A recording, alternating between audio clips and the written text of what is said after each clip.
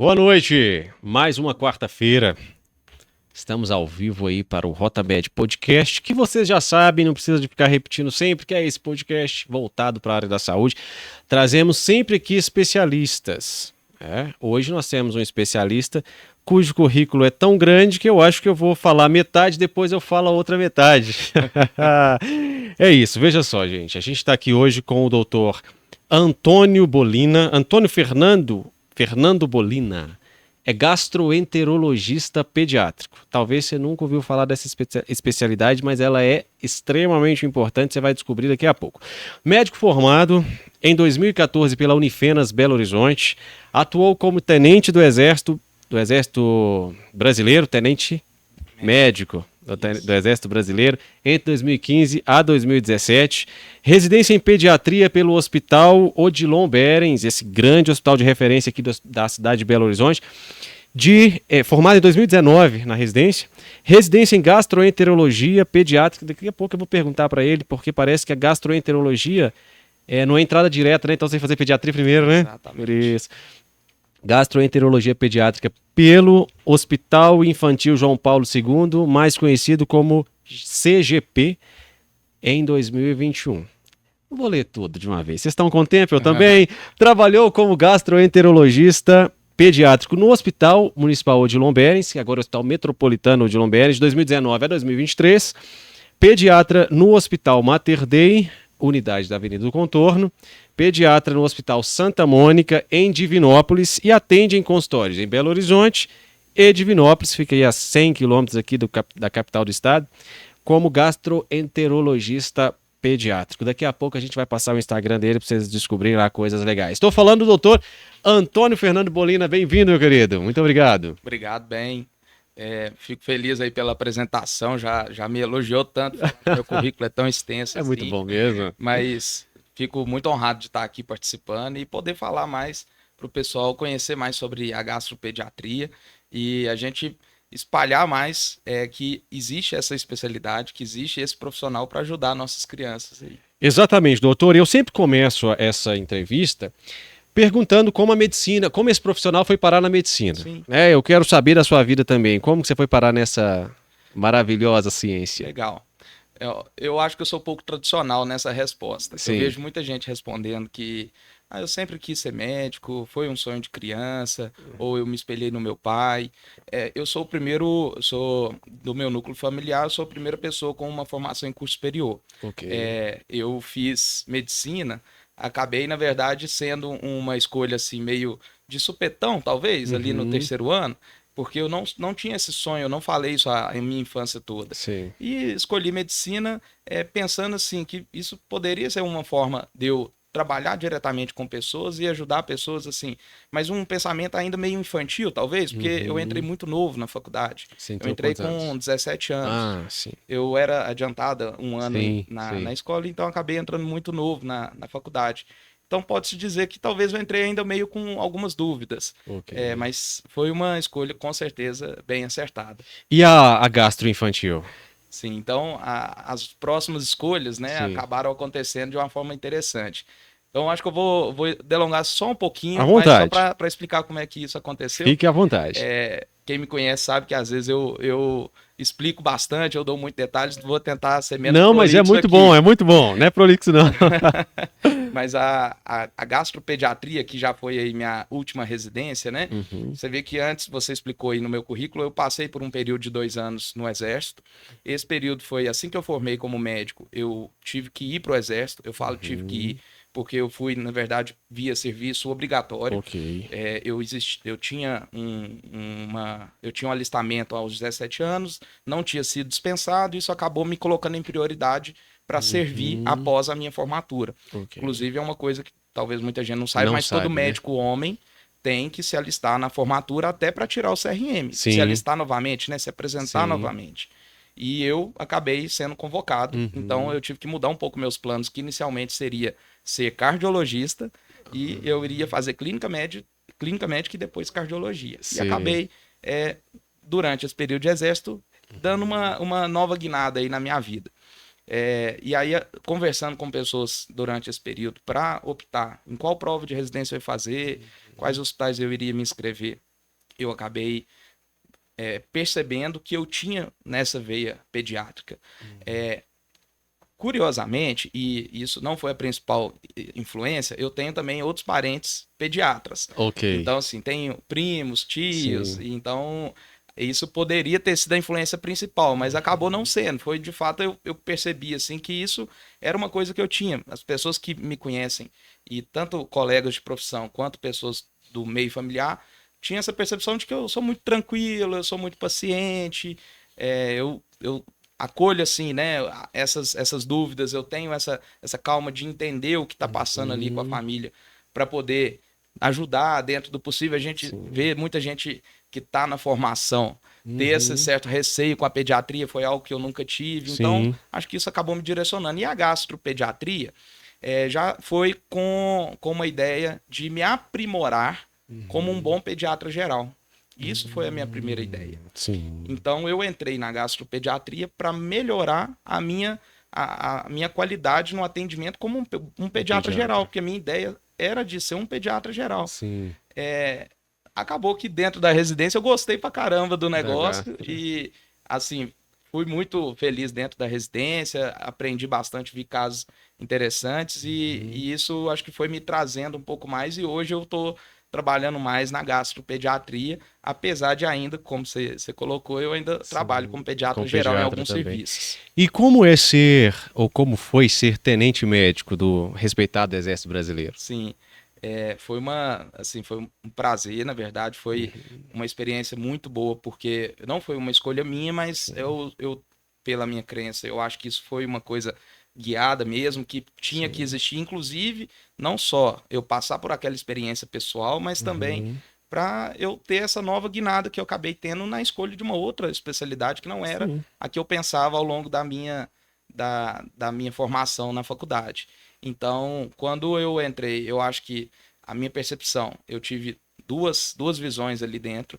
Eu tive uma visão do médico que vai trabalhar dentro de um batalhão muito operacional, que foi o Batalhão de São João del Rei, onde eu fiquei o meu primeiro ano. Sim. E ali eu tive uma experiência bem real do mundo do meio militar, assim. Sim. A gente tinha muitas missões, lá é um batalhão onde ao tempo todo está tendo algum curso, algum curso de formação a nível nacional e até estrangeiro. Então a gente tem que dar esse suporte, até porque existem atividades que Uhum. são obrigatórias a presença do médico.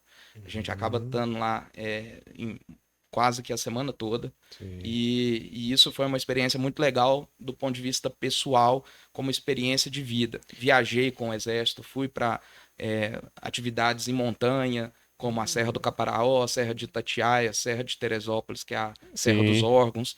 Então, assim, acho que foi uma experiência de vida E aí você sensacional. atua, obviamente, como médico, né? Não é como um Sim, combatente. Você não tem um treinamento para ser combatente, ou tem também? tem também. A gente Uhum. acaba fazendo um período de formação um pouco mais rápido, já Uhum. para entrar, né, na atuação médica.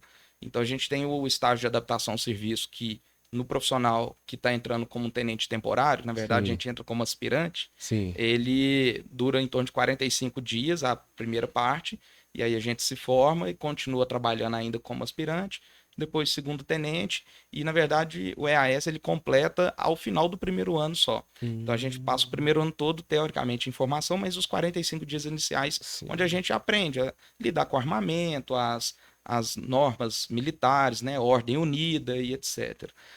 Já a minha segunda experiência foi em Belo Horizonte, e aí aqui já Sim. um pouco mais voltado para atividade médica, Médica. que aí aqui eu ficava no posto médico, que fica aqui no Barro Preto, próximo ali do 12º Batalhão, Sim. e ali eu atuava de fato assim num pronto atendimento, fazendo atendimentos tanto para os militares quanto para os dependentes. Nesse momento ainda como clínico, eu não tinha Sim. especialidade, né? E ali eu acho que aí já foi uma atividade mais voltada para a área médica. Então, se alguém que está vendo e tem alguma curiosidade sobre o mundo militar para o médico, Uhum. isso é uma escolha que faz diferença. Você quer trabalhar um pouco mais na área médica, perícia, essas coisas, talvez seja mais interessante um posto médico, um hospital Uhum. do Exército, alguma coisa nesse sentido. Então, uma Sim. unidade de saúde. Sim. Já para quem quer viver um pouco mais a experiência militar, as missões, as atividades extra fora do batalhão, aí seria interessante ele se colocar à disposição para servir num batalhão. Aí você que faz essa escolha, então, no momento da convocação. Como o meu foi obrigatório, eu acabei sendo tá. designado. Sim. Eu fui designado para São João del Rei porque foi onde existia uma vaga ociosa. Sim. Mas quando a pessoa ela é voluntária e existe essa possibilidade de você se voluntariar para servir, claro, voluntário não no sentido de não remunerado, né? Mas você voluntaria para uma unidade específica. Interessante. Tem que comer galinha crua, não, né? Igual o pessoal. A gente não chegou nesse ponto, não. O pessoal que for meus amigos aí da época de batalhão vão lembrar que o EAS do médico é um pouquinho mais light do que o do soldado, do que o dos infantes, né? Imagina. Eles passam um pouco mais apertado que a gente. Aí tem que ser, né? Doutor, geralmente um pai te procura. Qual é a principal queixa da criança? Quando ela te procura ou quando o pai te procura? Perfeito. Bom, temos queixas que são mais comuns mesmo no consultório. Eu colocaria talvez aí, sem dividir por idade, porque isso varia pela idade dentro da infância, entre aqueles bebês e entre crianças maiores, mas de modo geral, acho que a gente vê muito a questão do choro, irritabilidade, cólicas, esse tipo de coisa, principalmente no bebê. A dor abdominal sem uma causa ainda definida, que a pessoa quer descobrir o porquê a barriga dói, principalmente em crianças ali, os pré-escolares para frente, onde às vezes a criança já verbaliza que está com dor, né? Esses eu acho que são talvez ali os principais. O paciente que tem uma dificuldade evacuatória é uma coisa muito comum na infância e muitas vezes negligenciado, mas existe aqueles que percebem essa dificuldade, que existe um sofrimento na criança e acabam procurando também. É uma queixa muito frequente. Vem outras queixas também, como dificuldades alimentares, doença do refluxo e às vezes causas menos comuns, mas que aparecem. Aí vem, como o Dr. Sávio falou no outro podcast, aí a gente teria ali as patologias da boca ao ânus, e aí vão ter as hepatites, pancreatites, as esofagites de diversas causas, né? As dificuldades de deglutição, onde a gente acaba trabalhando, o acompanhamento das ostomias, principalmente a gastrostomia, né? No caso, onde a gente atua também no acompanhamento sobre o cuidado, como fazer o cuidado, em alguns casos até a troca da sonda de gastrostomia. Então, acho que são bem variadas. Doenças mais graves, como talvez aí as doenças inflamatórias, doença de Crohn, retocolite ulcerativa, doença celíaca. Então, aí tem algumas doenças que acabam passando um pouco pelo que o próprio Dr. Sávio comentou, que são doenças também comuns da saúde do adulto, mas eu queria aproveitar a oportunidade, já que eu falei disso, para falar que a criança não é um mini adulto. Exatamente. Criança, ela é um paciente à parte com as suas especificidades, né? Então, a gente tem ali, mesmo, vamos dizer, por exemplo, as doenças inflamatórias intestinais, que podem acontecer no adulto, e que inclusive é a faixa de maior frequência ali, a segunda, quarta, quinta década de vida, mas quando acontecem na criança, não costumam ser doenças inflamatórias tradicionais como a gente vê no adulto. Costuma ter alguma diferença etiológica, costuma o tratamento ter alguma diferença, talvez ser mais difícil o controle, ser um pouco mais refratário. Então você vê que mesmo doenças que existam tanto na gastropediatria quanto na gastroenterologia de um adulto, elas têm especificidades, né, e tem características bem distintas, fora outras doenças que são comuns mais da faixa da infância. Falando do neonato, então, você citou uma questão que eu acho que assombra os pais, principalmente os de primeira viagem, né, que é a tal das cólicas. O bebê tá chorando, deve estar com cólica. O que é a cólica do neonato? O que é isso? Bom, eu vou aproveitar que você falou da cólica para eu colocar que ela participa de um grupo maior de doenças, que são as doenças funcionais do trato gastrointestinal. Em inglês, nos artigos, a gente vê a sigla FGID. Né? Então, essas doenças, além da cólica, existem outras. São doenças, como a gente coloca, eu até estou talvez usando o termo errado aqui. Não são doenças, são distúrbios, porque na verdade elas não têm uma apresentação patológica, né? Isso é inclusive um critério diagnóstico para essas doenças, esse paciente ele não costuma ter um comprometimento como acontece em algumas doenças de fato. Sim. Então, os distúrbios como a cólica, por exemplo, ele vai causar um aparente sofrimento para a criança, aquele choro, que costuma ser um choro intermitente e até com alguma característica, ele é aquele choro talvez mais vespertino, que dura algumas horas, não parece passar com as intervenções que a gente habitualmente faz. Existe uma idade mais comum de acontecer, então ele se inicia ali por volta dos 15 dias de vida, então a segunda, terceira semana de vida, e costuma finalizar, né, melhorar por volta do segundo, terceiro mês de vida. Então, sendo um distúrbio funcional, onde não há uma doença de base causando aquele sintoma, ele tem início, meio e fim. O que está por trás da cólica? Bom, talvez seja uma pergunta de milhões, porque o mundo todo está aí estudando Querendo para saber o que é assim isso. que a gente chegar nessa resposta, talvez a gente consiga acertar no tratamento que vai resolver, pelo menos a gente espera um dia, a cólica, né? Mas a ideia é que exista talvez uma imaturidade do trato gastrointestinal do bebê, e essa imaturidade também acaba tendo influência de uma interação ali daquele eixo intestino-cérebro, onde há também participação da microbiota intestinal. Então, a cólica ela acaba sendo um distúrbio que ele é multifatorial, né, Sim. dentro desse contexto que eu expliquei, mas não é algo que cause um problema para a criança. Então, ele não interrompe o crescimento, ele não atrapalha o ganho de peso. Então, é um bebê que vai evoluir bem, apesar de ter tido cólica. E esses medicamentos que os pais usam, eu não vou falar o nome, mas você deve saber Tá. aí, esses famosinhos aí, Beleza. funciona mesmo? Bom, Ou alivia apenas a psique do pai? muitas das vezes está tratando a família, sabe? Aham.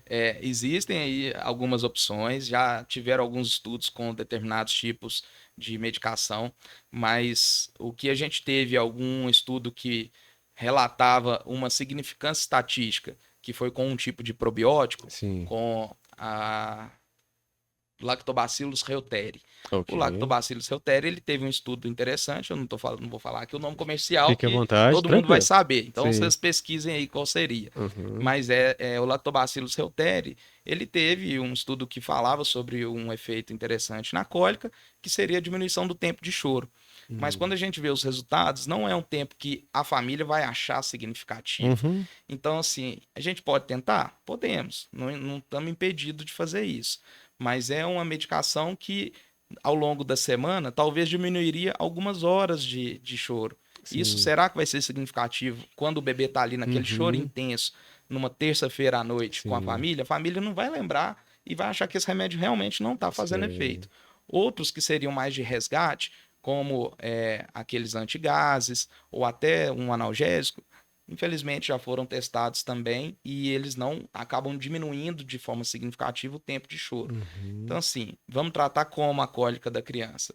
Vamos tratar com muito carinho, com muito amor, com medidas não farmacológicas. A gente tem a técnica do 5S, que as pessoas podem aí verificar quais são cada um dos S, mas são técnicas de massagem, de posicionamento, de barulhos, onde a gente pode fazer ali um ruído branco, que é algo que você traz um pouco a criança para o que seria aquele ambiente intrauterino, então isso parece acalmar um pouco o bebê. Ok. Então essas técnicas de, por exemplo, deitar ele de bruços em cima do Com a braço, minha filha funcionava muito bem. a cabecinha ficando em direção ao antebraço e a barriguinha na mão e você Sim. massageando. Sim. Eu falo também sobre a pessoa, né, o pai ou a mãe deitar sem a camisa, a parte de cima, e colocar o bebê de bruços também, barriga com barriga, Sim. e ir fazendo um carinho.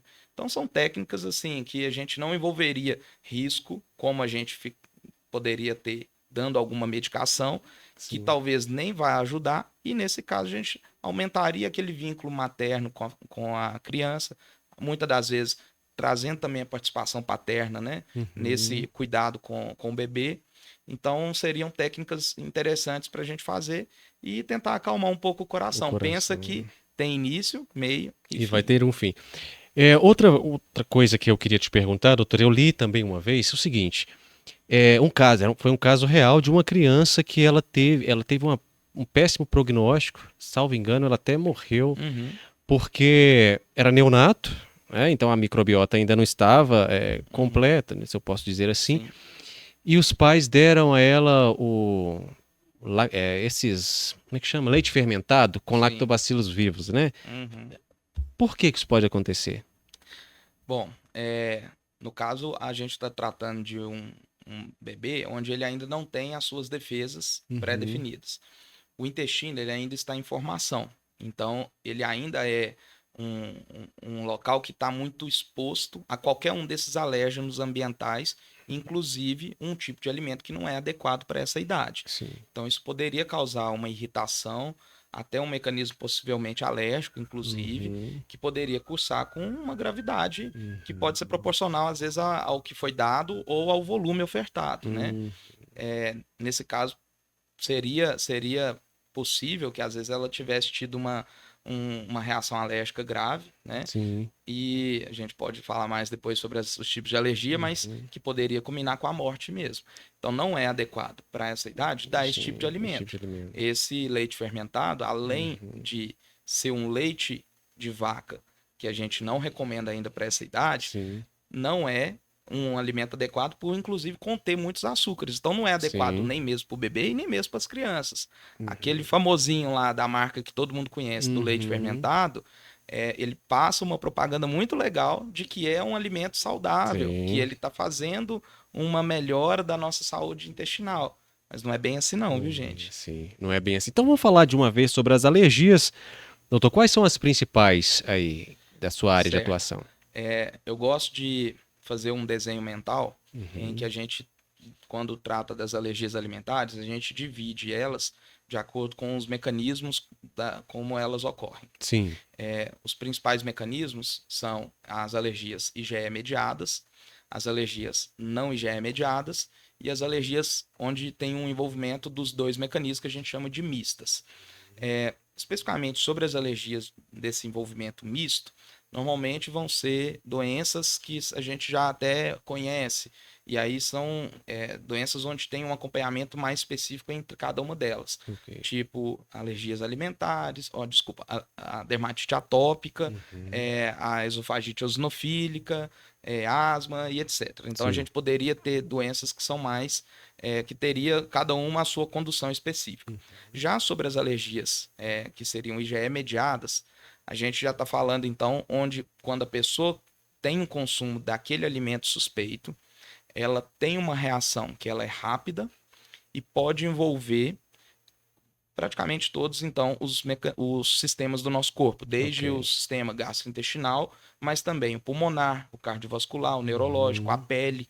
Nesse caso, são reações que, assim que há o consumo, em questão de poucos minutos a no máximo 2 horas, a Sim. pessoa começa a ter a apresentação.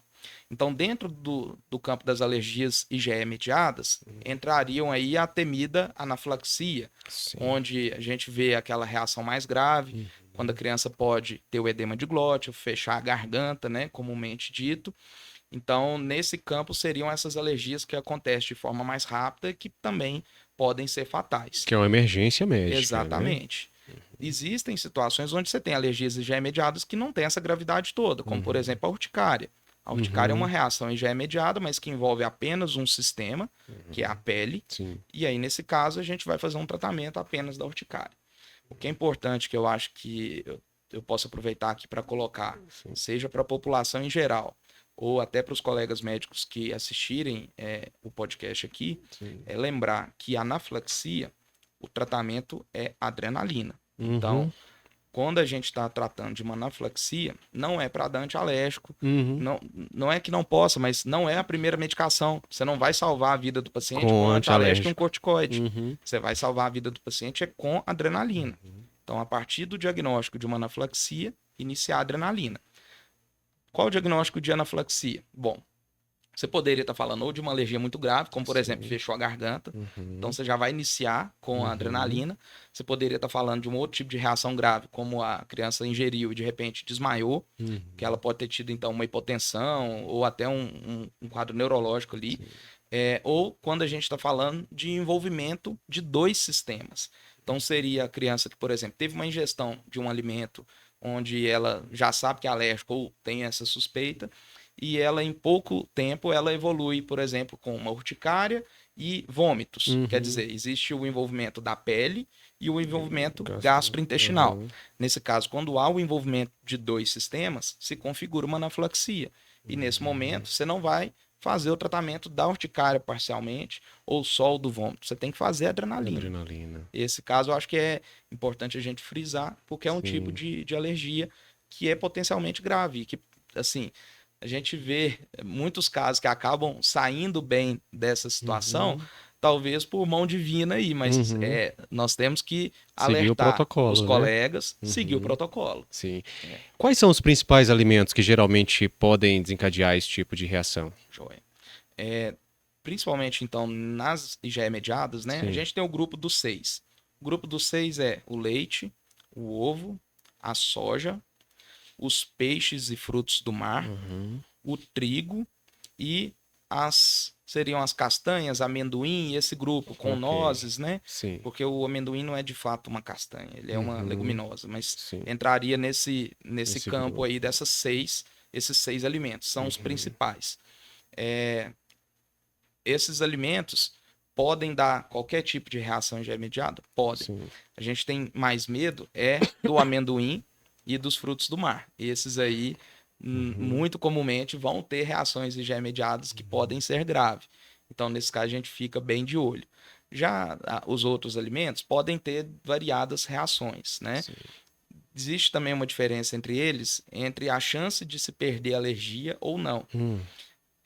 Em relação a, por exemplo, o leite e o ovo, a gente tem um percentual muito mais alto dos pacientes que vão até os 8 anos de idade ter a melhora daquele quadro de alergia. Sim. Então, a palavra que a gente usa nesse caso é tolerância. Então, o paciente ele vai passar a ser tolerante ao alimento em vez de ser alérgico. Sim. Então, leite e ovo, o leite em torno de 80% vai ser. Vai ser Então, tolerante. você que tem um filho aí com a PLV, que é a alergia à proteína do leite de vaca, lembrar que, calma, daqui a pouco pode ser que isso melhore, ele tem uma chance grande de perder. O contrário, no caso, por exemplo, do amendoim e frutos do mar, onde a grande maioria vai acabar persistindo até a vida adulta. E é uma reação de hipersensibilidade, né? Sim. Ela não vai se manifestar no primeiro contato que o paciente tem com aquilo, né? Explica mais pra gente um pouco sobre isso. O que pode acontecer é o bebê ou a criança, ela tem um primeiro contato. Às vezes esse contato não foi diretamente ali, a pessoa já comeu o alimento, mas ela pode ter sido sensibilizada, seja através de leite materno, seja através de oferta de algum alimento que você não sabia que continha aquilo ali, ou seja através de alguma outra forma, até pela pele, como por exemplo nos pacientes que tem uma dermatite atópica, ele pode se sensibilizar pela pele. Então você pode ter uma sensibilização onde o seu corpo vai produzir a IgE, que é essa molécula envolvida nesse tipo de reação, e aí no contato seguinte ela já vai estar ali e vai causar a reação. Então, nesse caso, pode ter a apresentação com uma reação alérgica. E às vezes o pai fica assustado, porque ele fala, não, mas meu filho já comeu isso antes e nunca teve. Exatamente. Justamente porque é no segundo, pode acontecer dele ter uma tolerância até Sim. certa idade e de repente ele manifestar com alergia. Então não vai ser necessariamente no primeiro contato quando você acha que ele comeu a primeira vez, não. Certo. Você falou aí sobre a alergia ao leite de vaca, né? Que tá bem. As pessoas falam muito sobre isso hoje. Fala pra gente um pouco. Joia. Então, o APLV, né, a gente usa essa sigla para se tratar da alergia à proteína do leite de vaca. O APLV é uma alergia, né, é a mais comum dos 6 alimentos. Então, a gente vê muito ela, porque principalmente na infância é a principal alergia que a gente vai ver manifestação nas crianças. Talvez nos adultos a gente veja menos, justamente porque ela é a das que desenvolve tolerância no maior percentual. Normalmente, as primeiras reações vão acontecer nos primeiros meses ao primeiro ano de vida. Então, quem tem um filho, às vezes, que já está com 4, 5 anos de idade, de repente ela acha que ele pode ter um APLV, isso é muito pouco provável. Normalmente, a reação vai começar no primeiro ano de vida. Aí nós podemos aproveitar para falar depois sobre a intolerância à lactose, que é uma confusão que é feita aí com o APLV. Mas o APLV, então essa alergia que normalmente vai se manifestar no primeiro ano de vida, podem ter reações tanto IgE mediadas ou pode ser uma apresentação como uma reação não IgE mediada. Eu não falei tanto ainda dela, que ela até é mais da minha área, mas existe a possibilidade do leite manifestar como uma não IgE mediada e inclusive a principal proteína de causar reação não IgE mediada. Em segundo lugar vem a soja. O APLV, ele tem aí vários fatores, né? A gente já sabe alguns fatores que podem aumentar o risco. Por exemplo, uma exposição precoce ao leite de vaca, ou, por exemplo, um estudo que saiu muito recente. A gente fala recente porque foi uma mudança que teve de entendimento ali em 2019, um estudo japonês que saiu no JAMA, muito bom, explicando que aquela exposição que às vezes acontece na maternidade e depois a criança não toma novamente a fórmula infantil, então ele toma somente ali num primeiro momento, depois não toma, aquilo às vezes estaria sensibilizando esse bebê que num futuro ele teria mais chance de ter o APLV.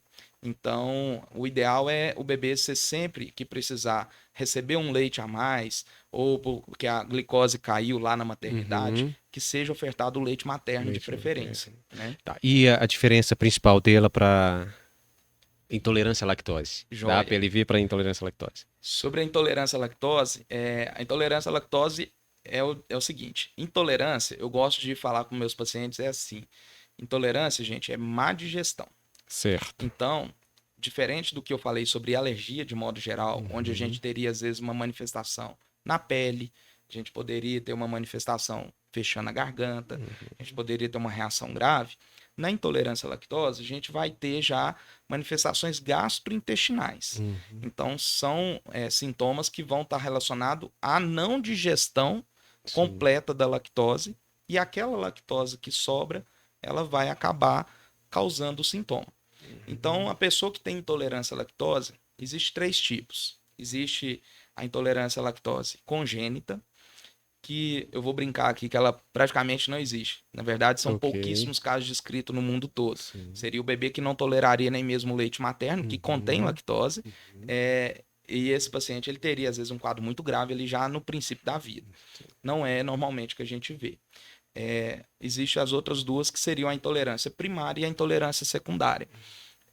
A intolerância primária é aquela pré-definida geneticamente, que na verdade existe uma questão que boa parte da população vai evoluir com uma diminuição gradual da quantidade de lactase, que é a enzima que digere a lactose, lá na borda em escova do nosso intestino, e aí você vai ter uma capacidade menor de digerir a lactose. Então, se você tem uma ingestão naquele momento acima da sua capacidade de digestão, você começa a ter os sintomas. Isso normalmente não vai acontecer na criança abaixo dos 5 anos de idade, o que é outra diferença da alergia. Então, na alergia, no APLV, a gente está falando de crianças pequenas, nos primeiros meses. A intolerância primária, que é aquela, eu vou até contar então, eu tenho a intolerância à lactose, à lactose, eu tenho que fazer o meu cuidado, eu tenho que saber o que eu posso comer. Essa intolerância, ela vai manifestar em pessoas de 5 anos para mais, normalmente. Raríssimas vezes um pouco abaixo dos 5 anos. Mas a gente vai ver, então, em crianças maiores, adolescentes para cima. Já a intolerância secundária seria secundária a alguma outra causa.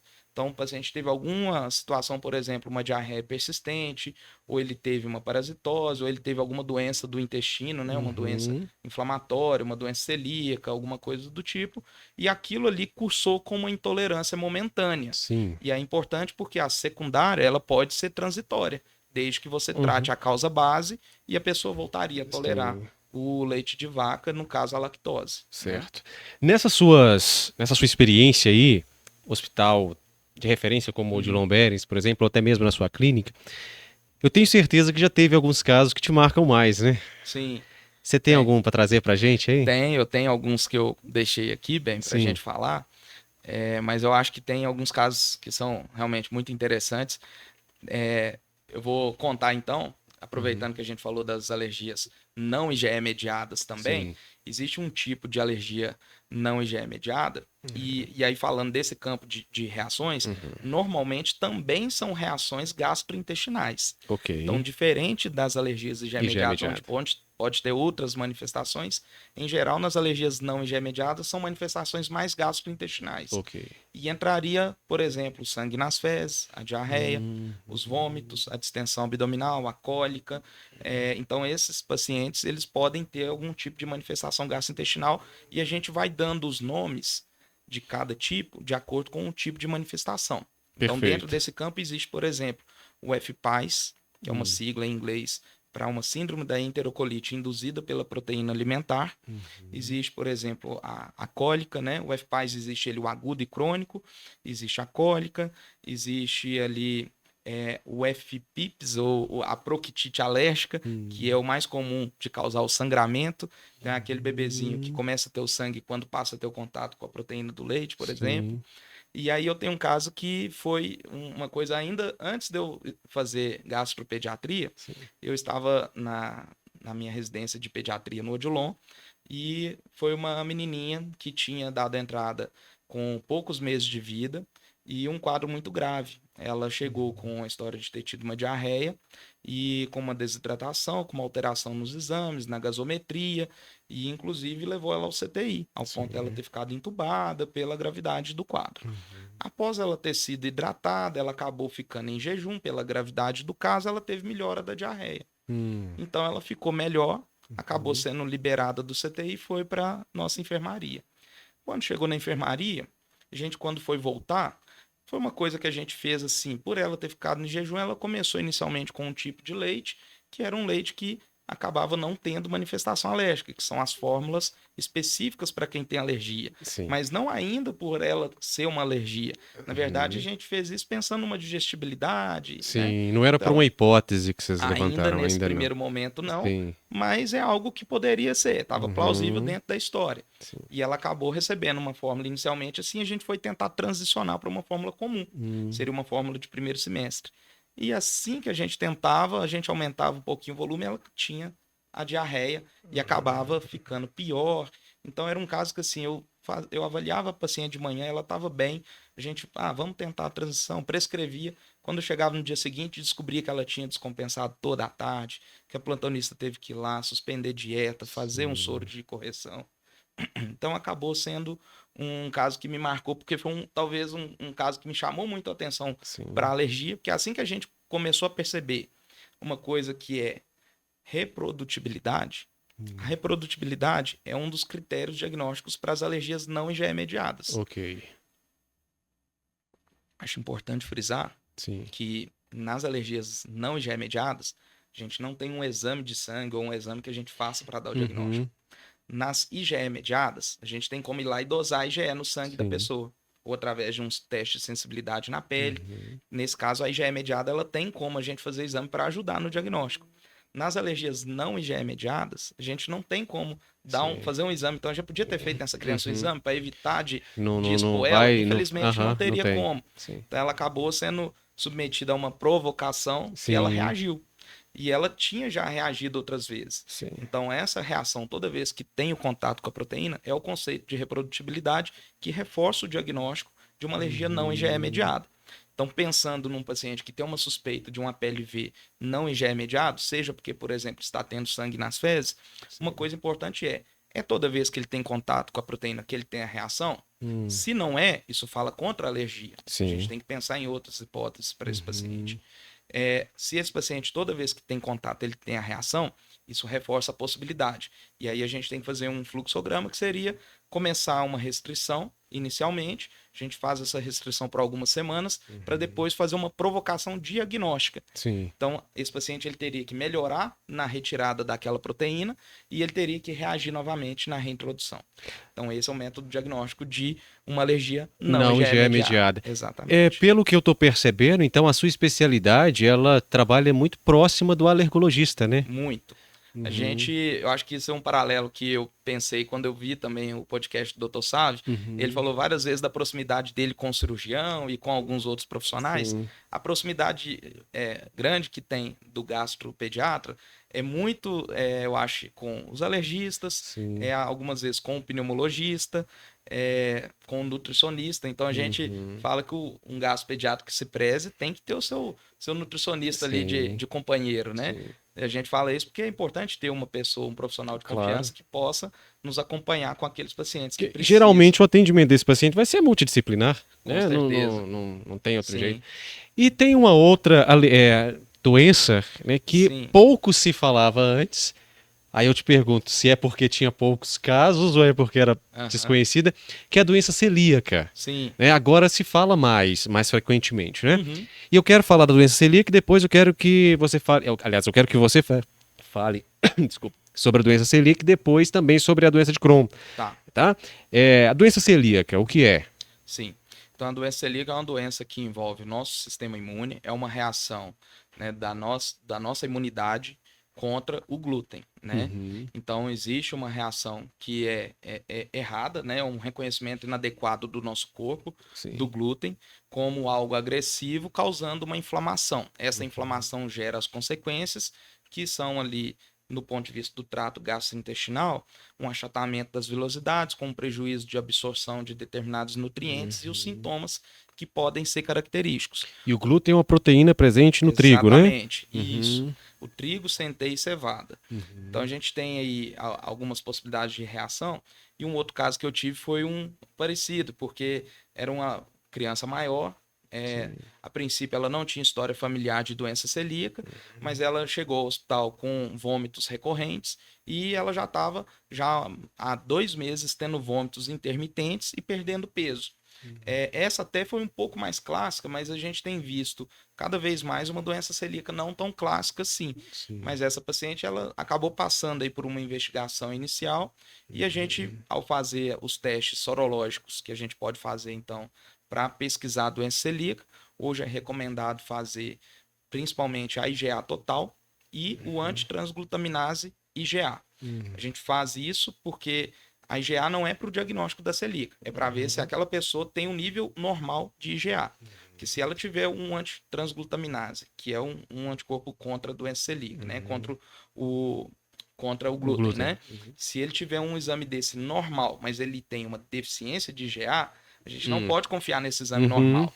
Então a gente tem que partir para outras investigações que aí podem ser exames genéticos, como o HLA, a endoscopia, né, com a biópsia do duodeno, onde vai ser visto se tem aquelas alterações histológicas características da doença celíaca. Sobre a doença de Crohn, você pegou 2 doenças aí que nós teríamos um programa todo aqui pra gente falar dela. Vamos falar um pouco mais sobre a celíaca, antes da de Crohn. Sim, pode. Aí você falou então que ela é uma doença que gera uma reação contra o glúten, né, a proteína. Quais são geralmente os sintomas? São gastrointestinais também? Sim. Mas nós podemos ter manifestações em outros locais. Então, a gente pode ter alteração nos exames hepáticos, podemos ter ali, principalmente nos mais velhos, né, alterações ali de fertilidade, podemos ter esse déficit de crescimento. Às vezes a pessoa vai manifestar simplesmente como uma anemia refratária. Podemos ter também um paciente que às vezes vai ter uma manifestação de pele, que é a dermatite herpetiforme, que é mais... seria um pouco mais característica, mas que a gente não vai ver na maioria das vezes. Então, tem outras manifestações não restritas ao trato gastrointestinal. E a IgE é não mediada? Isso aí, na verdade, ela não entraria necessariamente no campo das alergias alimentares, porque é um outro tipo de reação de hipersensibilidade. Sim, não é... Entendi. Tá. E aí, é genético? Sim, é genético e mandatório. Nesse caso que eu estou contando aqui, nessa paciente, a gente fez o diagnóstico do irmão através da pesquisa, quando a gente faz uma ronda ativa, né, pesquisando a doença na família. Então, todo paciente que tem um diagnóstico, os familiares de primeiro grau, pai, mãe, irmãos, tem que fazer a pesquisa também. E o filho necessariamente vai ter? Não necessariamente, mas é uma chance aumentada. De se ter. Existem alguns fatores que são os que a gente faz a pesquisa ativa, é quando você tem já um familiar de primeiro grau. Existem alguns outros pacientes, como por exemplo, diabetes do tipo 1, a gente tem que fazer uma pesquisa ativa para doença celíaca nesses pacientes. Os pacientes de trissomia do 21, eles também têm que, de forma seriada, em alguns momentos, fazer também essa pesquisa, porque são grupos que têm uma chance aumentada para essas reações. E é um desafio, doutor Antônio, porque eu imagino que seja, porque a maioria dos alimentos que nós consumimos são derivados do trigo. Exatamente. Né? E acaba que o paciente fica muito restrito nessa questão da dieta. Como estão os tratamentos hoje? A gente está caminhando para uma possível cura? Como é? Bom, até o momento, o tratamento ideal é o controle alimentar.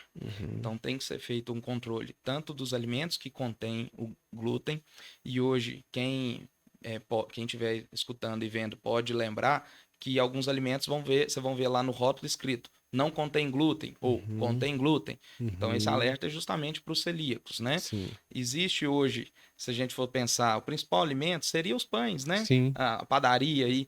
Mas Exato. já existe hoje padarias para celíaco. Então, nós temos aqui em Belo Horizonte algumas unidades de padarias que são específicas para celíaco, porque nesse caso é feita uma produção totalmente separada para não haver contaminação. Sim. Porque se a pessoa está falando que está fazendo um alimento para celíaco, mas está produzindo ao lado um alimento que contém, pode existir uma contaminação. E nesse caso, o ideal é o consumo ser zerado ou o mínimo possível. Sim. Então, nesse caso, assim, existe um percentual ali, uma quantidade de gramas que seria aceitável.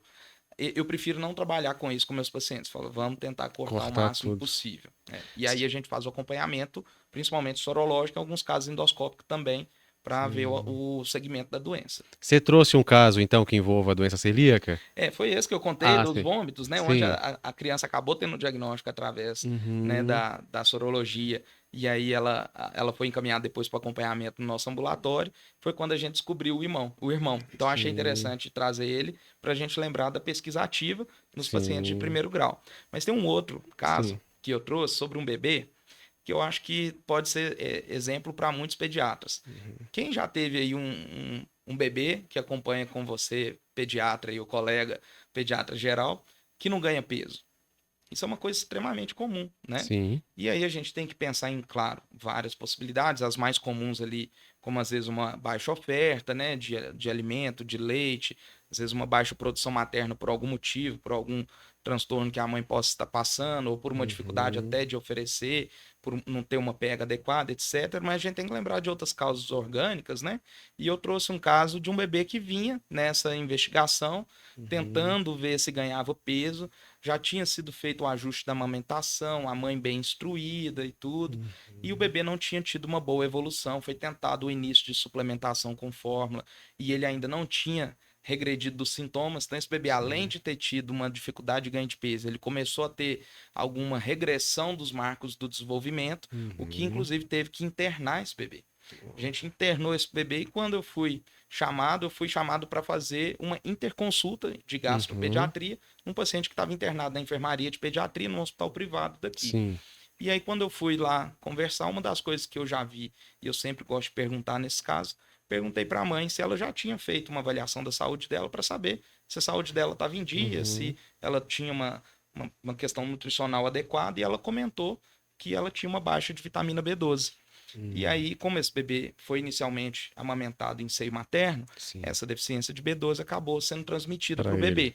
Então, esse bebê, a partir ali dos primeiros 3, 4 meses, ele começou a ter essa regressão, essa dificuldade de ganho de peso, e ainda somente em seio materno. Nesse caso, a gente fez a dosagem e percebeu mesmo que a B12 estava baixa. Aí é um caso que teve um bom prognóstico, porque nós fizemos a reposição e ele evoluiu super bem, ganhando peso bem. Interessante isso. Um caso muito E eu acho importante essas informações são importantes, porque eu fico ouvindo os especialistas aqui e pensando como generalista, sabe? Como eu ali no atendimento, recém-formado, vou manejar essa situação. Aí você traz exemplos de doenças que geram uma repercussão gastrointestinal, mas que se não tiver essa experiência do especialista, a tendência de que a gente considere apenas como uma questão mais simples, talvez uma gastroenterite, alguma coisa nesse sentido, e dispense o paciente, é muito alta. Né? Com certeza. É necessária a experiência do especialista. E aí eu acho que a importância de existir nós, os especialistas, né, da área pediátrica, porque o gastroenterologista pediátrico ele vai entrar nesse suporte para o pediatra naquele caso que está refratário, que não está respondendo às medidas mais comuns. Sim. Né? E o paciente que... Aí vamos falar daqui a pouco da doença de Crohn, tá? O paciente que tem essas doenças mais específicas e raras, ele tem... Hoje, como as informações estão muito mais difundidas, ele se torna quase que um especialista na doença dele. Né? Como é essa abordagem desse paciente com você? Ele já chega no consultório cheio de informações, já sabendo? Como é isso? Ó, isso é até muito legal. Eu Sim. gosto quando tem um paciente assim, porque é um paciente que eu consigo até explicar um pouco melhor sobre o Sim. que nós vamos fazer, o que nós estamos investigando, como que nós vamos tomar as condutas, porque ele já tem um pouco mais de entendimento de como aquilo ali está acontecendo. Eu acho legal até que se traga quando há alguma dúvida, alguma proposta nova, alguma coisa que ele leu, mas eu sempre alerto. Cuidado de onde você De onde tá conseguiu vindo essas isso? informações. Porque hoje a gente sabe que através aí dos grupos de WhatsApp, né, ou dos grupos que existem aí nas redes sociais, Sim. às vezes de determinadas mães de alguma patologia. Então o bebê tem um problema de saúde, é criado um grupo daquilo. E as pessoas compartilham as experiências, e isso pode ser legal para dar um suporte, Sim. mas às vezes isso acaba o tiro saindo pela culatra. Então a pessoa acaba comparando o filho dela com outro, tomando uma conduta no filho dela que não seria adequada. Sim. Então a gente tenta fazer uma individualização desse cuidado e nesse paciente que entende bem ou na família que está trazendo, né, já um entendimento maior, isso é legal até para a gente conseguir um empenho maior da família naquele tratamento. Sim. Então eu acho que isso é muito benéfico e a abordagem é muito em cima disso, assim, de trazer o paciente para o tratamento adequado, né, para o tratamento baseado em evidência e no tratamento que vai ser de fato eficaz, que ele vai aderir. Baseado em evidência, né? Com certeza. Baseado em evidência. Porque hoje o que tá aparecendo aí de Pois medicinas é, baseadas em em experiência, experiências. esse é o problema. É muito complicado. O Isaac mandou uma pergunta aqui. Se ele mandou, doutor, é porque deve ter a ver com o que a gente tá falando aqui agora, olha. Já passou? Do tempo. Não tem problema, não. É a Branquela Mi, que é a pessoa se identifica assim. Doutor, meu filho está com tosse com secreção há 4 meses, já fez todos os tratamentos possíveis na área de alergia, asma e nada surtiu efeito. O otorrino receitou algo para o estômago. Pode ser? Então eu vou pegar a pergunta dela e vou fazer uma adaptação aqui. Alguma doença que gere repercussão gastrointestinal, aliás, alguma doença que possa provocar tosse, ela pode gerar uma repercussão gastrointestinal também? Joia. Você pegou um gatilho, eu vou pegar um também. Eu acho que é uma oportunidade de a gente falar um pouco de refluxo. Sim. O refluxo, ele pode ter, sim, manifestação extra, né, extraintestinal, que a gente fala, ou seria sintomas atípicos. Ele poderia, sim, cursar com tosse, com um aumento de secreção, mas eu acho importante pontuar que na infância a gente divide a avaliação do refluxo em dois grandes grupos, os menores de 2 anos e os maiores de 2 anos. Isso é feito porque a avaliação do refluxo numa criança maior, ela é mais parecida com a do adulto. Certo. É um paciente que vai queixar sintomas de forma mais fidedigna. Então ele vai falar se está queimando, ele vai falar se tem algum outro sintoma associado, e isso sim pode estar cursando com sintomas respiratórios, é possível. Agora, em crianças menores, a gente vê essa confusão acontecer, às vezes, em demasia, porque a ocorrência de sintomas atípicos associados ao refluxo, e aí não só questão de secreção, mas às vezes choro e etc., às vezes é associado porque o bebê golfa, e isso não é necessariamente uma doença do refluxo. Certo. Então, um ponto importante, e eu deixaria isso como talvez o ponto principal, se você tem um bebê e suspeita que ele tem refluxo, eu acho que um ponto que você tem que ver é, esse bebê ganha peso? Esse bebê está tendo um desenvolvimento normal? Se isso está acontecendo e ele não tem nenhum outro sintoma grave associado, cuidado. Talvez esse bebê não precise de um tratamento para o estômago ou um tratamento para refluxo. Agora, se nós estamos falando de uma criança maior, existe uma recomendação no guideline da ESPGA e da ANASPGA, que são as maiores entidades de gastroenterologia mundiais, né, da área pediátrica. Elas fizeram um guideline onde elas orientam que quando existem sintomas típicos, né, então tem uma pirose, tem a regurgitação numa criança maior que já sabe queixar esses sintomas. Então, às vezes, naqueles maiores de 6, 7, 8 anos, a gente poderia até fazer um tratamento empírico para fazer uma prova terapêutica. Sim. Mas em outras idades ou em outras situações, principalmente com sintomas atípicos, não é adequado fazer esse tratamento empírico, como esse caso que essa pessoa fez a pergunta. O ideal seria fazer uma investigação para ver se essa pessoa tem, de fato, Até porque se ela tem uma doença do refluxo, às vezes numa idade que não seria esperado, num bebê, a gente precisa pensar em outras situações que podem estar parecendo o refluxo, Sim. inclusive o APLV. Que gera. Inclusive o APLV. Vai Que cursar. nesse guideline que eu estou explicando, Sim. quando a gente está investigando uma doença do refluxo, um dos pontos que tem que ser excluído é a possibilidade de uma alergia à proteína do leite vaca no bebezinho. Sim. Então, eu estou falando aqui, claro, do bebê, gente. Sim. Lembra que eu falei que o APLV ele se inicia a manifestação no início da vida. Não estou falando da criança que tem uma regurgitação, um sintoma típico mais velho, né? O ideal, então, para Mi, é Mi, né? O nome dela é procurar um gastropediatra, né? Com certeza. Para a gente fazer uma investigação e não fazer simplesmente uma prova terapêutica, Sim. que é um sintoma atípico. Nesse caso, as sociedades, né, de gastroenterologia pediátrica, através desse guideline, orientam que não há recomendação de prova terapêutica nesse caso. Neste caso. Aí eu vou juntar com a Bruna, pergunta assim, crianças com refluxo, ou a doença do refluxo, né? Além de medicamentos, tem alguma outra indicação? Tá. Tá um pouco nisso que eu vim falando, porque nós vamos ter que dividir, então.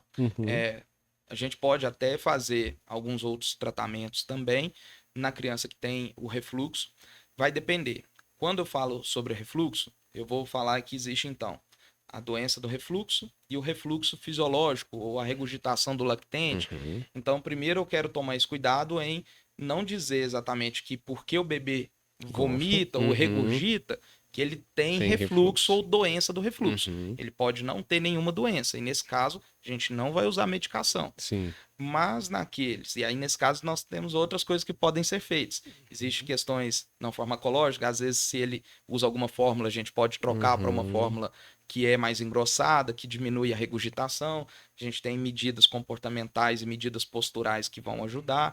E aí cada caso vai ser avaliado individualmente. Já nos casos onde é de fato a gente está tratando de uma doença do refluxo, além da gente usar aí os prazóis, eu gostei que o Dr. Sávio chamou assim, eu também costumo usar esse nome, os prazóis, né? Que são os medicamentos mais usados aí no tratamento da doença do refluxo. A gente teria outras possibilidades.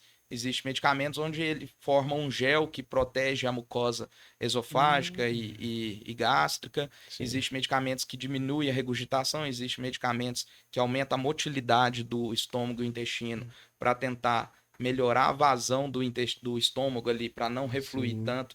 E eles também costumam atuar aumentando a potência do fechamento do esfíncter para não ter a regurgitação. Então, nós temos variadas classes medicamentosas aí. Mas, em geral, os prazóis acabam entrando como um pouco do carro-chefe aí mesmo. E sempre procurar o especialista. Com certeza. Né? Doutor, e a doença de Crohn? Bom, a doença de Crohn é uma doença grave, né?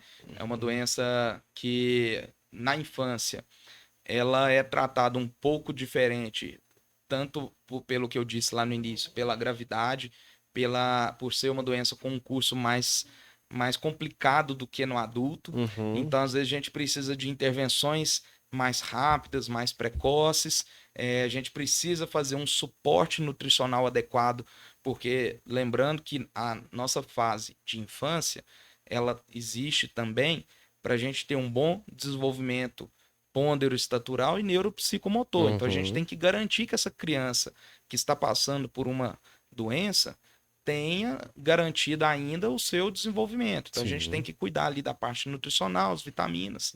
Mas a doença de Crohn é uma doença onde há uma reação autoimune. Na verdade, existe uma questão mais multifatorial também, né? Tanto em questões de envolvimento do ambiente, na epigenética, existem as questões genéticas também que influenciariam nesse surgimento da doença. E existem situações onde há, de fato, às vezes um problema da imunidade que causa a doença de Crohn pediátrica, né? A doença de Crohn, ela até existe uma classificação dependendo de qual idade ela inicia. Existe a pediátrica, infantil, existe até neonatal. Então, é possível a gente ver doença de Crohn até em bebês menores de 1 ano, mas não é a realidade. E nesse caso, onde a gente tem essas doenças inflamatórias intestinais de início precoce, muito precoce, é mandatório a gente fazer uma investigação mais a fundo, principalmente do ponto de vista genético, que sempre costuma ter um envolvimento ali ou de um erro de imunidade ou de uma doença genética que está cursando com a inflamação. Então, existe uma inflamação do estômago, do intestino, do cólon, quer dizer, de qualquer parte do nosso trato gastrointestinal, né? Ela normalmente não é uma inflamação sequencial, ela é saltatória, ela pode ter um pedaço inflamado no intestino, mais para frente outro, e ter um pedaço são entre essas partes que estão inflamadas, e ela pode ser mais agressiva em questão de profundidade da inflamação, inclusive fazendo perfuração do intestino. Então, é uma doença, realmente, como eu estou falando, muito grave, né?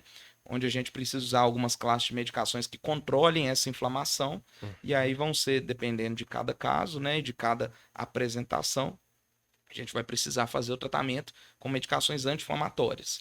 E cada vez, ainda bem, tem surgido medicamentos mais modernos, que são às vezes mais pontuais, que estão fazendo um tratamento cada vez mais molecular e, se Deus quiser, daqui a um tempo, mais genético até para esse tipo de doença. Se tem um tecido inflamado sempre, exposto ali a agressões, o suco gástrico, enfim, ou qualquer outra questão, eu imagino, suponho que pode evoluir, inclusive, para uma neoplasia, se não tratado. Bom, essas doenças, a gente falou da doença celíaca, a doença de Crohn, essas doenças que há inflamação, há um alto turnover celular e em algum momento pode haver uma mutação genética ali que pode virar um câncer, né? Na faixa pediátrica, a gente lida muito menos com isso, porque isso demanda um tempo para a ocorrência. Então, é uma coisa que vai acabar chegando, às vezes, para o adolescente ou para o adulto, e vai ser mais para o gastroenterologista do adulto. Certo. Isso. Tem muitos mitos na sua área, doutor? Tem bastante. Fala 5 para nós. Bom, eu acho que eu falei um pouco sobre alergia aqui, que é um grande campo da gastropediatria, e aí eu deixei umas falas aqui, mas sangue e muco nas fezes, né, nem só sangue ou só muco, nem sempre vai ser alergia, tá? É uma coisa que eu tenho visto cada vez mais chegar no consultório, assim, doutor, meu filho tá com muco nas fezes, isso é alergia, né? Não é necessariamente. Lembrar que o muco, ele é produzido naturalmente pela mucosa intestinal. E então vai ter muco nas fezes, às vezes mais ou menos, dependendo de um aumento da velocidade de trânsito intestinal ou fatores dependendo do que foi que a pessoa ingeriu na alimentação. Então, o muco não é sinônimo de alergia. A mesma coisa o sangue. E aí eu queria lembrar que eu falei ali sobre a proctite alérgica. Hoje a gente está vendo, assim, a criança tem um primeiro sangramento, o pediatra sem examinar o paciente, aí eu estou fazendo um pouco da meia-culpa aqui, dos médicos, né? Já está indo direto na história da alergia alimentar. Gente, a primeira coisa que tem que ser feita é olhar ali o bumbumzinho do paciente. Cada vez mais eu vejo pacientes que chegam para mim como sendo uma alergia alimentar do tipo uma proctite alérgica, que tinha uma fissura anal. Então isso é muito comum. O sangue também pode estar vindo de qualquer parte do trato gastrointestinal. Então, às vezes tem bebê novinho que mamou uma fissura mamária. Um sangue que saiu do seio materno, atravessou o trato gastrointestinal e chegou nas fezes. Então vamos lembrar que o sangue e muco nem sempre é alergia. Isso não deveria nem ser um caso para chegar ao especialista, né? Pois é, né? Mas uma época que a gente está vivendo muito a medicina ao, né? Exato. A gente cada vez está vendo ao especialista o paciente ser encaminhado. Exatamente. Um outro mito tem que tomar remédio de verme a cada 6 meses? Essa é boa, né? Tem que tomar? É boa. Bom, não, né? Não tem que tomar. Existem situações, claro, a gente vai dividir. O Brasil é muito grande, nós temos regiões variadas, a gente vai levar em conta a epidemiologia. Existem situações onde sim, o paciente ele acaba tendo uma necessidade de tomar um antiparasitário de tempos em tempos, mas isso não é a regra. Então, de modo geral, gente, não tem que ficar dando como antigamente, ou a cada 6 meses, ou uma vez por ano, ter que ir lá dar o remedinho de verme, tá? Muito menos o profilático, né? Tomei e não vou. E aí, isso é importante porque não existe essa profilaxia. Exato. Você não tem um remédio de um antiparasitário que seja eficaz com todos os tipos de vermes parasitas. Então, você pode ter, mesmo usando um remédio de tempos em tempos, ainda ter ali uma giardia, até porque alguns desses remédios, mesmo que tenham um espectro maior, como a nitazoxanida, ela não quer dizer que ela é totalmente eficaz para todos os vermes. Então, ela tem um percentual de eficácia menor para determinados tipos de vermes. Eu deixei outras coisas que eu acho que é importante falar. Vitamina não abre o apetite. Vitamina, bom, muitas das vezes, eu acho que isso é um tema também que daria uma outra conversa aqui. O Ben não vai poder ficar até de madrugada comigo, então eu vou resumindo aqui para já não falar de de tantos outros assuntos, mas Sim. a vitamina não abre o apetite. Uma queixa que eu tenho, um modelo de consulta que eu normalmente converso sobre isso com as mães, é uma queixa que é: meu filho não come. E aí a pessoa já chega querendo uma vitamina. Podia passar uma vitamina Mas pra você ele. vai num gastro, um especialista, para uma coisa tão simplória como dar uma vitamina, não é isso que vai resolver o seu filho não comer. Até porque a maioria das vezes que se pede uma vitamina para essa criança, ele não é desnutrido, ele não tem uma baixa vitamínica. Ele, na verdade, ele tem uma substituição do que ele devia estar comendo por algo que não é adequado. Então, vitamina não abre o apetite, tá? Vitamina, muitas das vezes, essa criança que não tá tendo apetite, ele tem apetite. Ele só tá comendo a coisa errada. E no seu no seu retorno, a gente fala também sobre isso e sobre a hipervitaminose também, né? Porque o tempo todo querem vitamina e não sabem as consequências que isso pode gerar também. Exatamente. Tem mais, doutor? Tem. Cuidado aí com as hipervitaminoses, gente. Inclusive, aí vou falar um pouquinho só porque as manipuladas, tá? Cuidado. Manipulações de fundo de quintal. Cuidado com isso. Exato. Ter intestino preso é normal. Tem gente que vai no banheiro, faz força e demora. Não é normal, gente. E não vamos normalizar isso na vida da criança, porque ela entra num ciclo vicioso. O ciclo que ela entra o intestino está preso, as fezes vão ficando endurecidas, aquilo na hora de ele evacuar vai gerar uma dor, um incômodo, e ele vai começar a ter um hábito de retenção.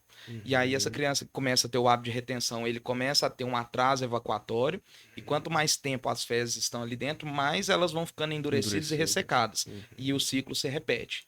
Então, ter o intestino preso não é normal. E aí eu acho que junto com esse mito, eu vou colocar outros que são rápidos aqui, mas só para falar. Fique à vontade. Uma das coisas, não é necessariamente aquela criança que passa vários dias sem evacuar a que vai ter intestino preso. Tem gente que evacua frequentemente e ainda tem critério para a gente falar em constipação. Lá nas doenças, nos distúrbios funcionais do trato gastrointestinal que eu citei, um deles é a constipação intestinal.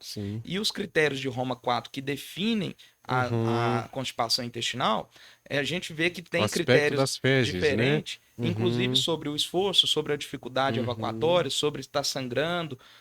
Não necessariamente só o atraso. O atraso é um dos critérios, mas ele não é obrigatório e ele não é presente em todas as vezes. Então a gente vai ter, às vezes, uma pessoa que tem uma dificuldade, que está tendo sintomas com isso e que tem intestino preso. Tem uma constipação intestinal. Mesmo que evacue dia sim, dia não, ou todo dia. E aí o remédio que a gente costuma usar muito no intestino preso, que é o PEG, tem gente que às vezes usa e acaba parando, não quer usar, acha que vicia. Não cria dependência. O PEG não vicia, ele não vai fazer aquela criança evacuar só se usar ele. Ele vai ser uma alternativa para ajudar naquele amolecimento das fezes, para diminuir o desconforto, a dificuldade, para a gente tentar tirar o paciente daquele ciclo vicioso. Mas ele também não é o tratamento sozinho. O tratamento ele é baseado em vários pontos, principalmente questões comportamentais, alimentares, ingesta hídrica, prática de atividade física, estilo de vida saudável, em alguns casos um trabalho multidisciplinar.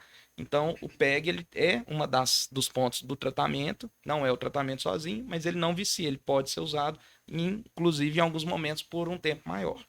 Tá? É o pai que fala, meu filho tem constipação, mas aí não bebe água e nem come fibra. Pois tá comendo todo errado, o filho não come, né? Isso. Aí ele vira, o meu filho não come e a constipação. Exatamente, Doutor, você trouxe mais um caso, não trouxe um caso clínico? Eu trouxe outras coisas que eu acho que podem ser interessantes aqui nessa investigação, que não foi necessariamente o caso, mas tem algumas coisas. Perfeito. Que talvez é um pouco dentro dos mitos aí, mas das orientações que eu acho que todo mundo devia saber um pouco sobre isso dentro do âmbito da gastropediatria. Sim. Uma coisa que eu gosto de falar, o ultrassom não vê toda dor abdominal. Então é uma coisa que às vezes naquela investigação de dor, o mais comum é a pessoa ir parar num pronto atendimento e pedir um ultrassom. Isso é muito simplório também. Vamos pensar que as causas de constipação, de dor abdominal, elas são diversas. E muitas delas, o diagnóstico não envolve necessariamente o exame de imagem. Ele pode ser um auxílio, mas não vamos reduzir a investigação de dor para um exame de imagem que veria a causa da dor. Na grande maioria das vezes, às vezes nem vai acontecer. Isso é uma das coisas que eu coloco. Uma coisa que eu gosto de falar é sobre também o engasgar com a comida, que às vezes tem gente que acha, o bebê, ele engasga, ou ele come o bebê e até às vezes a criança maior. Sim. Ele continua comendo amassadinho, ele continua tendo que tomar Uhum. líquido com a refeição. Gente, isso não é normal, tá? Uhum. Tem engasgo com a comida, pode ser uma disfagia, pode ser uma estenose esofágica, então pode ter alguma doença por trás que seja mais séria que a gente precisa investigar e tratar. Então não vamos ignorar esse tipo de Achar coisa. que é Ficar normal. tomando líquido durante a Uhum. refeição, ter que comer devagar, gastando às vezes 1 hora para se alimentar, porque tem que mastigar bastante, ter que comer as coisas em formato de pasta, porque não está descendo, ter impactação, isso não é normal. Não é normal. Bom, é isso. Eu acho que a outra eu Perfeito. tinha colocado sobre o meu filho não come, eu falei já. Já falamos. Então, acho que essas são coisas aí que eu queria deixar como chaves para vocês lembrarem que se acontecer aí, gente, o melhor é procurar o especialista, Procurar o conversar especialista. com o gastropediatra, o que precisa ser feito nesse caso, até para a gente entender o porquê e a partir daí fazer o tratamento adequado. Maravilha. Tem mais alguma? Eu te mandei uma mensagem aqui. Você viu no Rota Med? Se tiver alguma, você manda pra mim. Nossa, bem, nós temos tanta coisa que podia falar, viu? Tem muita Dava coisa, não outros tem? programas, viu? Eu vou te convidar Nós não já. falamos de fígado, nós não falamos de pâncreas, nós não É falamos muita de coisa, né? mas tem muita coisa. Não, você vai voltar. Gostou? Gostei Então demais. você vai receber um novo convite. Deixa eu te perguntar, minha última pergunta então aqui pra Claro. gente. Pessoal, é porque hoje nós teremos uma nova gravação depois do doutor, e aí por isso que eu não abri as perguntas para mais perguntas do chat aí, enfim, tá? Aí eu quero fazer agora a minha pergunta. Por que é tão difícil marcar consulta com vocês, hein? Não é? Gente, mas gastropediatra é difícil de marcar consulta, meu Deus do céu. Bom, Tem pouco especialista? Tem poucos, Ah. isso é uma verdade. Uhum. Hoje, a formação de gastropediatra em Belo Horizonte só são formados 4 especialistas por ano, É mesmo? que são 3 no Hospital das Clínicas e Sim. 1 no CGP onde eu fiz. Sim. Eu não me lembro de outros locais do estado de Minas que tenham a residência de gastropediatria. Uhum. Não me recordo de ter, nem mesmo em cidades grandes como Juiz de Fora e Uberlândia. Eu não tenho conhecimento de especialidades nesses locais. Então, pensa a nível de um estado ter 4 profissionais. Pouquíssimo, que E isso? alguns vão acabar indo para outras regiões. Igual Sim. eu comecei, eu continuo Uhum. trabalhando em Belo Horizonte, fui para Divinópolis, né? Tem colegas que eu sei que foram para o Pará, que foram para outras cidades, e aí, de repente, esses colegas não estão totalmente aqui. Então, tem poucos profissionais. Realmente. Eu acho que a dificuldade talvez seja em cima disso. Sim. Mas minha agenda tá aberta, viu? Tá Se aí. precisar, pode ligar lá que vocês vão conseguir marcar comigo. Exatamente. E acaba que aí os pais optam por fazer uma escolha errada, né? Que ou é procurar, não que procurar um pediatra seja errado, mas só o pediatra, que ele não vai ter essa expertise, ou procurar o gastroadulto, que são coisas diferentes. Exatamente. Né? Às vezes vai acontecer, por exemplo, como o Dr. Sávio recebeu uma pergunta aqui, por que meu bebê regurgita tanto? Sim. Não foi a formação que ele recebeu, porque a Exatamente. gente que fez gastropediatria, eu fiz primeiro pediatria. Sim. Então eu sou um pediatra geral e eu sou um gastropediatra que eu fiz dentro apenas da área pediátrica a minha formação de especialista. Sim. E aí fica difícil realmente, às vezes, para um gastroadulto ou para o pediatra geral que não teve esses 2 anos a mais de uma residência específica para poder ajudar esse paciente. Perfeito. Né? Quem está nos assistindo ou quem vai assistir depois, onde te encontra nas redes sociais, doutor? Joia. Eu tenho, acho que todas as redes sociais lá, na maioria delas vocês vão me encontrar como Antônio Gastropediatra. Ok. Seja no Spotify, seja no YouTube, no Instagram e Facebook também. Antônio Gastropediatra. Antônio Gastropediatra. Ok. Nessas redes vocês conseguem me encontrar assim. O site é antoniogastropediatra.com.br também. Lá vai ter algumas orientações para facilitar a marcação de consultas e tudo, né? Perfeito. Então pode ser feito o contato por lá. Ótimo. E no seu Instagram você dá várias dicas, né? Sobre medicina, sobre gastropediatria. Sim, sim. Acho importante. Eu deixo lá alguns vídeos, alguns posts para ajudar as famílias que acompanham comigo e que não acompanham, mas que estão precisando de alguma orientação para pelo menos não errar tanto aí antes de chegar no médico, né? Perfeito. Doutor, eu te agradeço muito pela sua presença. Deixa eu ver, o Isaac mandou... Tem mais 2? Ah, tá. O Razor pergunta assim: tive esofagite, a filha pode ter também. Tem uma questão genética na esofagite? Hereditária, na verdade? Vai depender da causa. da causa. Se for uma esofagite, uma doença do refluxo, talvez não tenha uma relação direta, porque tem vários fatores envolvidos aí. Certo. Mas não é uma via direta, não. Direto. Porque ele teve a filha vai vir. Gente, eu sei que vocês estão com curiosidade. Vá lá no Instagram, olha, @Antônio Gastropediatra, que terão muitas dicas lá para vocês. Muito obrigado a vocês que acompanharam. Doutor, muito obrigado. Quer deixar uma palavra final aí? Gostaria sim de agradecer pela oportunidade de estar falando para esse público, falar um pouco mais sobre a gastropediatria. Vocês lembrarem que a gente existe, que a gente está aí, porque às vezes é uma especialidade menos conhecida, como outras também da pediatria, né? E nós estamos à disposição para ajudar os seus filhos aí, seja numa dor abdominal que parece que está se cronificando e não descobre a causa, seja numa dificuldade para alimentação, seja às vezes para um bebê que está tendo alguma apresentação meio estranha para a idade, para outros bebês, você ficou meio na dúvida, marca lá, a gente conversa. Perfeito. E aí a gente vai ver se tem alguma indicação de fazer alguma investigação, tratamento, mas estou à disposição para vocês. Sou eu quem agradeço, doutor, pelas aulas, como dizem, aulas dadas aqui. Muito obrigado a vocês que acompanharam. Meu pai já justificou, falou que vai assistir depois, que hoje teve um compromisso. Quando assistir, muito obrigado, meu pai, minha mãe também, muito obrigado pela audiência. Todos vocês que acompanharam aí. Você ia falar alguma coisa, Isaac? 2 abraços, pode falar, Isaac. Você mandou aqui? O Isaac tá falando para mandar um abraço para o Ítalo, mandou o superchat. Muito obrigado, Ítalo Vinícius, acompanhando a gente. E operador iniciante, também a pessoa se identifica assim. Um abraço para você, muito obrigado pela sua audiência. Eu disse para vocês, no princípio eu falei para vocês que o currículo era extenso, a experiência também. Olha só, que tanto de informações muito boas aqui. Eu sei que nem todo mundo vai ter condições de assistir ao podcast inteiro. A gente ficou 1 hora e 16 minutos conversando aqui, mas o que a gente faz? Para alcançar essas pessoas que não tiveram a oportunidade de assistir o episódio inteiro, a produção depois vai disponibilizando cortes. Tem Reels pro Instagram, tem cortes no próprio YouTube, que aí você pega uma informação aqui, a gente vai fazer um corte, por exemplo, sobre doença celíaca, que foi falado aqui. Pega esse corte, mande para alguém. Você vai ajudar essa pessoa, certamente vai levar uma boa informação, tá bom? Durante a semana esses cortes serão disponibilizados.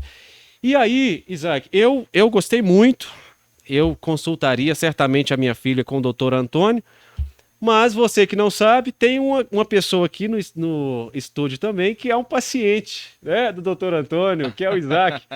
Isaac, o médico é bom ou não? Excelente. Perfeito. A filha do Isaac é paciente também do doutor Antônio. E é engraçado que o Isaac fala pra gente sobre essa caminhada, né, para encontrar um especialista para a filha dele, quanto é difícil essa, eu não vou falar obviamente do diagnóstico, mas era difícil a caminhada e quando ele encontrou, foi um alívio para ele. Aí eu falei assim, bem, você tem que levar o doutor Ganhou um Antônio. extra hoje, hein, Isaac? Ganhou um extra da consulta. Aê! Muito bom, gente, muito obrigado então, obrigado doutor Antônio, obrigado a Paula que tá aí nos bastidores, o Rani não pôde vir hoje. Obrigado, abraço pro Rani, abraço pro Isaac que tá aqui. Eu queria mandar um abraço também. Fique à vontade, meu querido. Mandar pra esposa, né, pra não apanhar em casa. Isso. A Jéssica, minha esposa, ela é pediatra também, pneumologista pediátrica. Olha, que bacana. Ela tá lá em Divinópolis, ficou lá pra ajeitar as coisas lá. Não pôde vir pra vir hoje comigo, mas tô mandando um abraço aí pra ela. Eu tenho certeza que ela tá assistindo, a Jéssica, porque ela ia assistir lá. Se você puder depois, Jéssica, venha sentar nessa cadeira aí também, olha. Vamos fazer um convite. Bacana.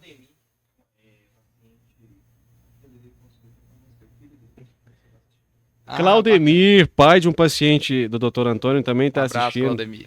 Muito obrigado. Deve ser bom, né? Esse respaldo, esse endosso do próprio paciente, do pai do paciente. Sim, sim. Sinal de que a medicina está sendo bem exercida. É o melhor pagamento.